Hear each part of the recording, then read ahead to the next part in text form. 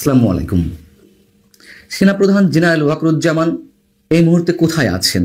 কি হয়েছে তার? তিনি কি পদত্যাগ করেছেন? দর্শক, গত কয়েকদিনে এমন অনেক অনেক খবর সামাজিক যোগাযোগ মাধ্যমে উড়ে বেড়াচ্ছে, ছড়িয়ে বেড়াচ্ছে।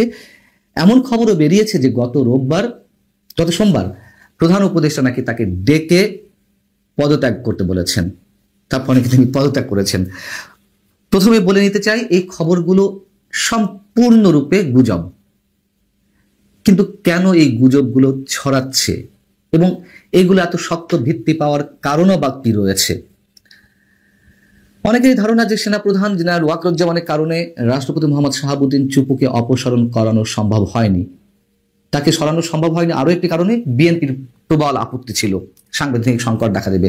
আরো একটি যে কারণ, যে নির্বাচন ইস্যুতে প্রধান উপদেষ্টার সঙ্গে সেনা প্রধানের নাকি এক ধরনের দূরত্ব তৈরি হয়েছে। এগুলো সত্য মিথ্যা নিয়ে নানান ধরনের বক্তব্য থাকতে পারে। তবে কথা হচ্ছে যে এই গুজবগুলো কেন ছড়াচ্ছে? গুজবগুলো এই কারণে ছড়াচ্ছে, যারা সেনা প্রধানের বিপক্ষে এই মুহূর্তে রয়েছেন তারা নিজেদেরকে শক্তিশালী প্রমাণ করতে চায় এবং সামাজিক যোগাযোগ মাধ্যমে দুই একজন ইনফ্লুয়েন্সার আছেন, তারা সেনা প্রধানের বিরুদ্ধে বিষোদ্গার করছেন এবং তাকে নানান ধরনের হুমকি দেওয়ার চেষ্টা করছেন। চেষ্টা কি, সরাসরি হুমকি দিচ্ছেন। সেই জায়গা থেকে সাধারণ মানুষের অনেকের মধ্যেও এই ধারণা জন্মেছে যে সেনা প্রধানকে যে কোনো সময় সরিয়ে দেওয়া হতে পারে। এবং এই গুজবগুলো কবে থেকে বেশি ছড়াচ্ছে? গত 25শে ফেব্রুয়ারি রাজধানীর রাওয়া ক্লাবে একটি অনুষ্ঠানে সেনাপ্রধান যে বক্তব্যগুলো দিয়েছেন, অনেকগুলো বিষয় মন্তব্য করেছেন। তার মধ্যে যেমন দেশের আইন শৃঙ্খলা পরিস্থিতি নিয়ে তার বক্তব্য ছিল, বিডিআর হত্যাকাণ্ড নিয়ে তিনি কথা বলেছেন, পিলখানা ট্র্যাজেডি নিয়ে, রাজনৈতিক দলগুলোর মধ্যে যে কাদা ছোড়াছুড়ি চলছে তাতে করে আমাদের স্বাধীনতার সার্বভৌমত্ব বিপন্ন হতে পারে, এমন কথাও স্পষ্ট করে বলেছেন। এবং সব দলের অংশগ্রহণে যে একটা ইনক্লুসিভ নির্বাচন ডিসেম্বরেই হওয়া উচিত, সে কথাও তিনি সরাসরি বলে দিয়েছেন। কেন তিনি এই ধরনের কথা বলতে গেলেন? তার পক্ষে বিপক্ষে নানান ধরনের মন্তব্য গড়ে উঠেছে। কেউ বলছেন তিনি আওয়ামী লীগের পার্সপেক্টিভ সার্ভ করছেন, কেউ বলছেন না তিনি সরকারের পক্ষেই কথা বলছেন। তবে সরকারের কোনো দায়িত্বশীল ব্যক্তি যে তার এই বক্তব্যে খুশি হননি সেটি স্পষ্টভাবে আমাদের সামনে এসেছে। আমি এর আগেও হিন্টস দিয়েছি, এখনো বলছি, খুব খুব দায়িত্বশীল পর্যায় থেকে তার ফেসবুকে এমন মন্তব্য করা হয়েছে, সরাসরি বিশেষ একটি বাহিনীকে ইঙ্গিত করে কথা বলেছে। এমন কোনো দায়িত্বশীল পদে থেকে দেশের একটি রাষ্ট্রীয় বাহিনী নিয়ে এমন ধরনের কোনো মন্তব্য করতে পারেন কিনা এই প্রশ্ন ওঠা দূরের কথা, করতেই পারেন না তিনি বা তারা। তারপরও করেছেন। কেন করেছেন? তারা মনে করছেন যে সেনাপ্রধান সম্ভবত সরকারের বিরুদ্ধে অবস্থান নিয়েছে। এর থেকে বোঝা যায় যে সরকারের একটি পক্ষ সেনাপ্রধানের সেদিনের বক্তব্য ভালোভাবে গ্রহণ করতে পারেনি। এবং গত সোমবার 25শে ফেব্রুয়ারি তিনি যে বক্তব্যটি দিয়েছেন, আমি আমার জায়গা থেকে একটি পোল দিয়েছিলাম, সাধারণ মানুষের মন্তব্য জানতে চেয়েছিলাম যে তার বক্তব্যটিকে কে কোনভাবে নিচ্ছেন বা কারা সমর্থন করছেন, কত শতাংশ মানুষ সমর্থন করছেন। এবং সেনাপ্রধানের সেদিনের যে বডি ল্যাঙ্গুয়েজ, তিনি যে কনফিডেন্টলি কথা বলেছেন দেশের স্বার্থে, রাষ্ট্রের স্বার্থে, যেহেতু আইন শৃঙ্খলা পরিস্থিতি কি সব জায়গায় একটা গুমট পরিস্থিতি, সেই জায়গা থেকে সেনাপ্রধানের এই বক্তব্যগুলো অনেক বেশি প্রয়োজন ছিল এবং একটা ক্লিয়ার মেসেজ মানুষ পেয়ে গেছে, সেটি যার পক্ষেই যাক আর যার বিপক্ষেই যাক। সেই ভোটে আমি জানিয়েছি এর আগে সোমবার রাত্রে একটি কন্টেন্ট দিয়েছিলাম, আবারও একটু মনে করিয়ে দিই যে সেখানে ভোট পড়েছিল 32,000-এর মতন, 32,000-এর বেশি।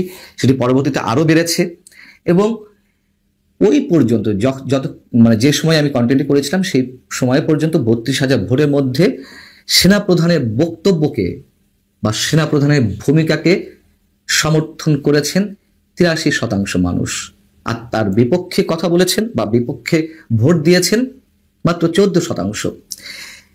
এর থেকে বোঝা যায় যে সেনাপ্রধানের সেই বক্তব্য অথবা সেনাপ্রধানের এই মুহূর্তের অবস্থান কতটুকু গণমানুষের পক্ষে আছে। সেখানে অনেক অনেক ধরনের ক্ষোভ প্রকাশ করেছেন সেনাবাহিনীর বিরুদ্ধে। দেশে যে আইন শৃঙ্খলা পরিস্থিতি, তাতে সেনাবাহিনী ইচ্ছা করলে তারা অনেক কিছু দমন করতে পারত। যে ধরনের মব ক্রিয়েট করা হচ্ছে, ওই যে বললাম সামাজিক যোগাযোগ মাধ্যমে দু একজন ইনফ্লুয়েন্সার রয়েছেন, তাদের আহ্বানে মানুষ বুঝে না বুঝে এভাবে মবের সৃষ্টি করে দেশের একটা অস্থিতিশীল পরিবেশের সৃষ্টি করছেন। সেই জায়গা থেকে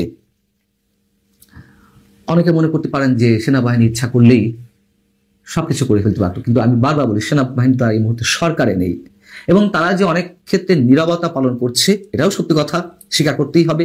সেটা নিয়ে অনেক ধরনের প্রশ্ন উঠতে পারে, তবে শুধু এটুকু মনে করিয়ে দিই, এর মধ্যে আরো অনেক কিছু রয়েছে। বাস্তবতা হচ্ছে যে সেনাবাহিনীর উপরে মানুষের ক্ষোভ রয়েছে, যেটা বললাম। তারপরেও মানুষের এখনো প্রচন্ড পরিমাণ আস্থা সেনাবাহিনীর উপরে। সেনাবাহিনীর কোনো কোনো ব্যক্তি আওয়ামী লীগের সময় তাদের নিজ নিজ ব্যক্তি স্বার্থে অনেক বিতর্কিত ভূমিকা পালন করেছে। স্পষ্টভাবে বললে সেনাবাহিনীর যে গোয়েন্দা সংস্থা ডিজিএফআই কোনো কোনো ব্যক্তি হীন স্বার্থ হাসিলের উদ্দেশ্যে গুম খুনের সঙ্গে হয়তো জড়িয়ে পড়েছেন, কিন্তু সেই জায়গাটিতে সেনাপ্রধান জেনারেল ওয়াকরুজ্জামান গত 25শে ফেব্রুয়ারি অ্যাড্রেস করেছিলেন। অবশ্যই হয়েছে, তিনি অস্বীকার করেননি, অবশ্যই এ ধরনের ঘটনা ঘটেছে, কিন্তু তার জন্য ব্যক্তির বিচার হতে পারে, কিন্তু পুরো সেনাবাহিনীকে দোষারোপ করা যেতে পারে না, এবং সেনাবাহিনীকে কেউ আক্রমণ করবেন না, এভাবে তিনি বলেছিলেন। সেই জায়গা থেকে দেশের এই যে একটা অস্থিতিশীল পরিস্থিতি, অস্থির পরিবেশ, সেই জায়গায় সেনাবাহিনীর অনেক বড় ধরনের ভূমিকা রয়েছে। একটু দেশের আপামর সাধারণ মানুষের মতন আমিও মনে করি। সর্বশেষ এটুকু বলতে চাই যে গুজবগুলো ছড়াচ্ছে সেনাপ্রধানকে নিয়ে, এই মুহূর্তে সম্ভবত ওই ধরনের কোনো পরিস্থিতি তৈরি হয়নি যে সেনাপ্রধানকে কেউ পদত্যাগ করতে বলবেন, আর পদত্যাগ করতে বললেই তিনি পদত্যাগ করবেন এটি মনে করার কোনো কারণ নেই। এখন 5 আগস্টে সেনাবাহিনীর যে ভূমিকা ছিল, সেনা প্রধানের যে ভূমিকা ছিল, সেই ভূমিকার প্রতি সেনাপ্রধান নিজে আস্থা রাখতে বলেছিলেন, এবং সেই আস্থা ধরে রাখতেই কিন্তু তিনি 25শে ফেব্রুয়ারি তার সেই বক্তব্যগুলো দিয়েছিলেন। এবং আমার ধারণা রাষ্ট্রটাকে, দেশটাকে একটা লাইনে আনতে সেনাবাহিনী অন্তত সেই কাজটুকু করবে।